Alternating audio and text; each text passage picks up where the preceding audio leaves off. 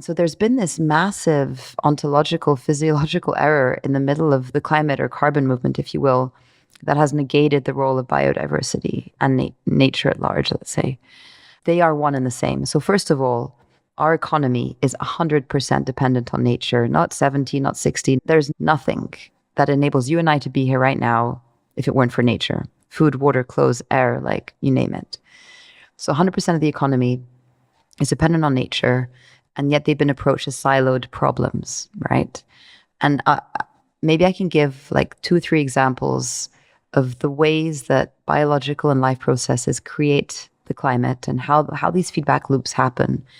First of all, maybe some of your listeners know this, but 1 out of every 2 breaths that we take comes from the ocean. It comes from plankton, phytoplankton specifically. So every second breath is created by these organisms that are, by the way, dying out because we're packaging them up for omega-3s, and it's crazy.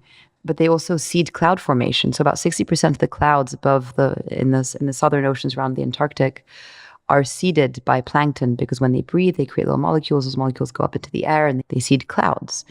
So very practically, these plankton are seeding the clouds and seeding the climate. Another example is the concept of keystone species, which I know that you know.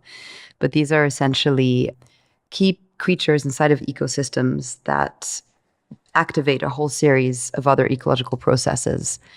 So when you think of all of the animals that move and migrate through the earth, you have the wildebeest across the Serengeti, right? And they're churning up soils and spreading seeds and making niches for other animals to live. And by pooping, they're, bringing carbon back down to the soils.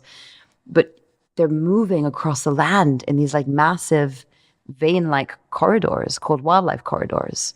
And you must see them as if they were cells inside of your body moving through veins.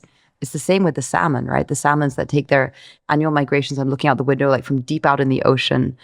They collect all of the nutrients and they come back up, nitrogen, phosphates, and they come back up and they swim upriver and they die, hundreds of miles from the deep ocean where they initially spawned.